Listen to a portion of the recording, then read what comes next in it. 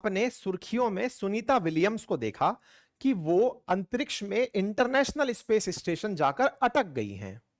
उनके अटकने की जब न्यूज को ज्यादा पढ़ा तो समझ में आया कि वो जिस विमान से गई थी, जिससे आना चाह रही थी, उसमें हीलियम लीक की घटनाएं आ गई थी।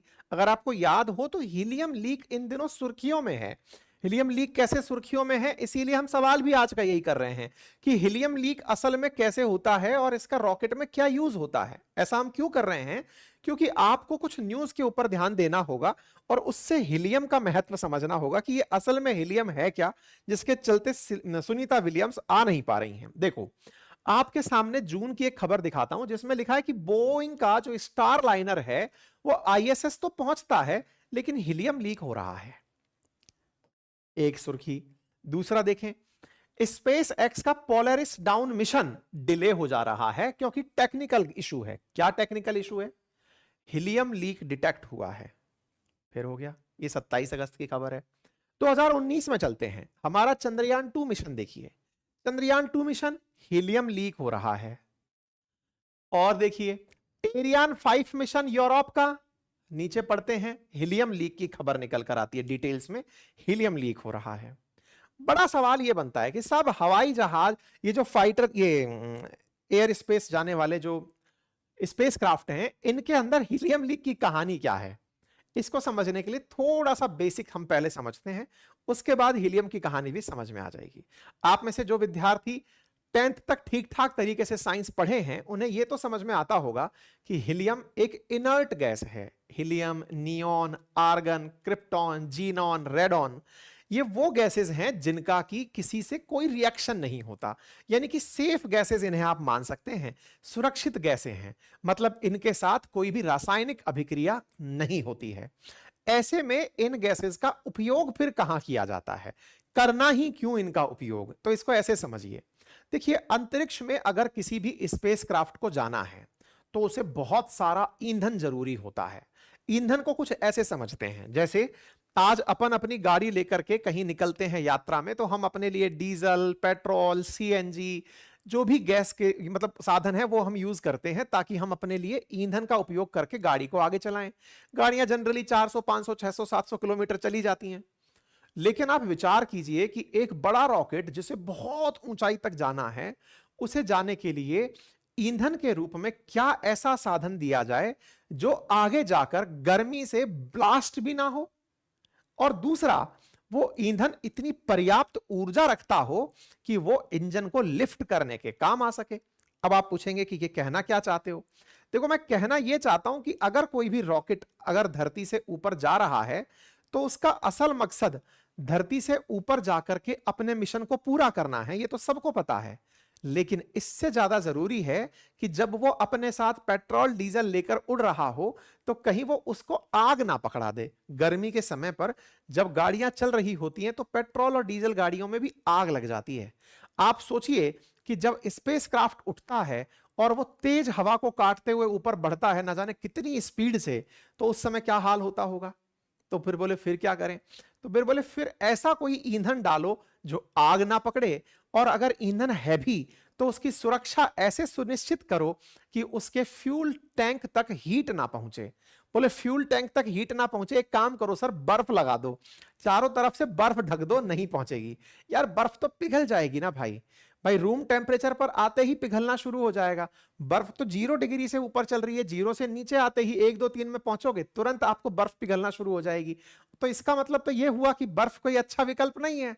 तो बोले नाइट्रोजन गैस यूज कर लो, तो नाइट्रोजन का भी बॉइलिंग पॉइंट थोड़ा कम है। ऐसे में ऐसी गैस की जरूरत पड़ती है जो ईंधन के चारों तरफ रहे और उसे वो ठंडा रखे। इसमें 250 डिग्री सेंटीग्रेड से नीचे, यानी -250 डिग्री सेंटीग्रेड से नीचे हीलियम का उपयोग किया जाता है। हीलियम एक ऐसी गैस के रूप में यहां आती है जो अपने आप को ठंडा करते, मतलब ईंधन को ठंडा करती है, उसको चारों तरफ से बॉईल होने से रोकती है। क्योंकि वो उससे ज्यादा नीचे जाओगे तो जाके सॉलिड में बदलेगी, यानी कि आराम से टेम्परेचर को मेंटेन कर सकती है। और जब ईंधन जलने लगता है, ईंधन जाने लगता है, तो उससे रिएक्ट भी नहीं करती, पता चले कि हाइड्रोजन की तरह जल गई, ऐसा भी नहीं है। वो हीलियम, मान लीजिए कि आपने फ्यूल के रूप में ऑक्सीजन को या हाइड्रोजन को यूज किया है, जैसे जैसे वो खत्म होती जा रही है उसका स्थान हीलियम लेती रहती है, ताकि खाली डब्बा भी नहीं लगता। तीसरा, आसानी से मार्केट में उपलब्ध भी हो जाती है। क्या किलो के भाव पे मिलती है? क्या नहीं। पृथ्वी पर तो नहीं है, एटमॉस्फेयर पर तो नहीं है, लेकिन हां हमारे स्पेस में हीलियम मोस्ट अबंडेंट गैसों में से है। 33% के आसपास हीलियम की प्रेजेंस है स्पेस के अंदर। ये तारे, सूरज जो हैं, इनके अंदर गैस के भंडार के रूप में हीलियम के प्रचुर मात्रा में भंडार पाए जाते हैं। इसका मतलब हीलियम एक ऐसी गैस है जिसका नुकसान कुछ नहीं और फायदा ही फायदा है। फिर ये लीक क्यों करती है? लीक करने के बारे में बताते हैं कि साहब होता क्या है कि जिस मशीन में आप गैस भर रहे हो, क्योंकि आजकल क्या हो रहा है ना कि जो स्पेसक्राफ्ट जा रहे हैं इनके फ्यूल में क्रायोजेनिक ईंधन भरे जा रहे हैं, यानी कि अत्यधिक कम तापमान पर उन्हें सॉलिड में बदला जा रहा है। सॉलिड बदलते हैं तब तो वो लीक होने का डर नहीं रहता, लेकिन सॉलिड को जैसे ही गैस में बदलने का मौका मिलता है वो तुरंत लीक हो सकते हैं। मशीन में से वो लीक ना हो जाए, क्योंकि बहुत ही उच्च दाब पर क्रायोजेनिक तकनीक काम करती है। तो ऐसा ना हो कि गैस कहीं से लीक हो, तो उसकी टेस्टिंग करने के लिए हीलियम को भरकर देखा जाता है। और अगर हीलियम लीक हो रही है, इसका मतलब है कि अगर एक बार हीलियम लीक होना शुरू हो गई, इसका मतलब उसी रास्ते से फ्यूल भी बाहर निकलेगा, और फ्यूल बाहर निकल गया तो फिर वो जल्दी आग पकड़ लेगा और मिशन फेल हो सकता है। हीलियम का लीक होना एक प्रकार की टेस्टिंग है। मतलब जैसे होता है, कभी आप लोगों ने अगर गाड़ी का पंचर बनवा के देखा हो, तो पंचर बनाते समय वो ट्यूब में गैस भरता है और गैस भर के ट्यूब के ऊपर पानी फैला के देखता है, या पानी में ट्यूब को डुबो के देखता है। बुलबुले बनते हैं तो कहता है देखो यहां से लीक हो रही है। तो वही काम जो पानी कर रहा था गैस की लीकेज को पता लगाने में, ऐसे हीलियम करती है क्रायोजेनिक इंजन्स के अंदर भरे ईंधन की लीकेज को पता लगाने में, कि भैया अगर ईंधन लीक होने लगेगा तो उससे पहले हीलियम लीक होना शुरू हो जाएगी। उसका लीकेज अपने आप में यह इंफॉर्मेशन दे देगा कि जब हीलियम तुमसे ना रुक रही तो अंदर जो क्रायोजेनिक ईंधन है वो कितना तेजी से निकलेगा, जरा उसके बारे में समझ लो। यही कारण है कि हीलियम को इस तरीके की घटनाओं में यूज किया जाता है। यही सुर्खी बनती है कि नासा के द्वारा हीलियम इश्यूज के चलते जब मिशंस को अबॉर्ट कर दिया जाता है कि नहीं होगा, इसका मतलब यह नहीं है कि हीलियम का कोई बहुत बड़ा यूज होने वाला है। मतलब यह है कि ईंधन में बहुत नुकसान हो सकता है। और हाई प्रेशर पर चीजों को एक्यूमुलेट रखने के लिए हीलियम को एक ऐसी गैस के रूप में भर के रखा जाता है जिससे कि कोई भी रिएक्शंस ना हो। जैसे मानिए ऑक्सीजन अगर आपने कहीं भर दी, तो ऑक्सीजन तो आग लगाने का सबसे महत्वपूर्ण साधन है। मतलब यह समझिए कि दुनिया में जितनी आग लग रही है वो ऑक्सीजन की वजह से लग रही है। ऑक्सीजन ही आग लगाने का सबसे बड़ा ऑक्सीडाइजर है मेजरली। ऐसे में हीलियम को अगर आपने कहीं भर दिया तो ये अपने आप में फायर एक्सटिंग्विशर है, तो ये अपने आप में उस जगह को सुरक्षित रखता है, आग भी नहीं पकड़ता है क्योंकि इनर्ट गैस है। ठीक है, तो फिलहाल के लिए सुनीता विलियम्स जब वहां हैं तो ये बड़ी चर्चा निकलकर आई कि सुनीता विलियम्स कब आएंगी, और आएंगी तो उनके साथ क्या क्या प्रक्रिया होंगी, कैसे कैसे वो आ सकती हैं। लेकिन बार बार चूंकि हीलियम हीलियम चल रहा था तो इस पर एक न्यूज आई, तो हमने सोचा कि आप लोगों को बता दें कि हीलियम लीक कैसे मिशंस को अबॉर्ट कर देता है, जो इन दिनों की बड़ी सुर्खियों के अंदर आया हुआ है। आपने बहुत सारे मिशन ऐसे देखे होंगे जिसमें हीलियम लीक के चलते मिशन को बंद कर दिया जाता है। ठीक है, हीलियम जो कि एक इनर्ट गैस है, अगर केमिस्ट्री के अंदर अगर आपको बताएं तो ये हीलियम He सिंबल से बताई जाती है। क्रायोजेनिक्स इंजन्स के अंदर इसको कूलिंग के लिए, सुपर कंडक्टिंग मैग्नेट को भी चलाने के लिए MRI में इसको यूज किया जाता है। ये बहुत ज्यादा लो बॉइलिंग पॉइंट रखती है, -268.9 डिग्री सेंटीग्रेड के आसपास इसका नॉन वो होता है, बॉइलिंग पॉइंट होता है। ये नॉन टॉक्सिक है, इसे सांस में भी नहीं लिया जा सकता है। गुब्बारों में भी भरते हुए आपने बहुत बार हीलियम को देखा होगा।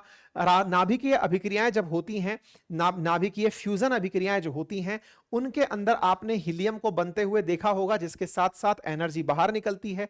तमाम प्रकार के इसके उपयोग हैं, लेकिन फिलहाल के लिए जब इंजन्स की बात होती है तो इसका उपयोग कूलिंग सिस्टम के रूप में प्रचुरता से किया जाता है। और ऐसे में बलून्स और एयरशिप्स में भी इसका उपयोग होता है, डीप सी डाइविंग में भी इसका उपयोग होता है। मैंने आपको बता दिया कि इसका असल उपयोग क्या रहा है, बाकी तो अब आपको अपने तरीके से समझना है, ठीक है। बात रही सुनीता विलियम्स की, तो सुनीता विलियम्स अभी सुरक्षित हैं। पता चलता है कि स्पेसक्राफ्ट के अंदर जिन भी लोगों को भेजा जाता है उन्हें 6 महीने का तो साइकोलॉजिकली कह के भेजा जाता है कि आप चिंता ना करें, 6 महीने तक रहना भी पड़ सकता है। तो वो वहां पर अपनी तरफ से बोली हैं कि मैं यहां पर खुश हूं, मुझे कोई दिक्कत नहीं है। ऐसे में उनको लाने के लिए जो एलन मस्क का जो ड्रैगन गया हुआ है वही उनको वापस लेकर आएगा। इनके बारे में मैंने आप लोगों को पहले भी अपडेट दिया हुआ है, ठीक है। इंटरनेशनल स्पेस स्टेशन में ये फंसी हुई हैं। क्रू ड्रैगन मिशन जो है वो स्पेस एक्स से इनको लेकर आएगा, ऐसी जानकारी यहां पर निकल कर आ रही है, ठीक है। कोई क्वेरी अथवा कमेंट हो तो कृपया करके बता सकते हैं। सुनीता जी खुश हैं, उन्होंने अपनी तरफ से न्यूज दे दी है, वीडियो उनका आ चुका है, ठीक है। कोई क्वेरी अथवा कमेंट हो तो बताएं, बाकी हमारी वेबसाइट है उसको रेगुलर विजिट करते रहें। वेबसाइट पर आपको तमाम प्रकार की टेस्ट सीरीज उपलब्ध हो जाएंगी और साथ में हमारे एप्लीकेशन पर हमारे तमाम कोर्सेज उपलब्ध हैं जिन्हें आप एक्सेस कर सकते हैं। हैंड रिटन मटेरियल उपलब्ध है जिन्हें आप घर बैठे मंगा सकते हैं।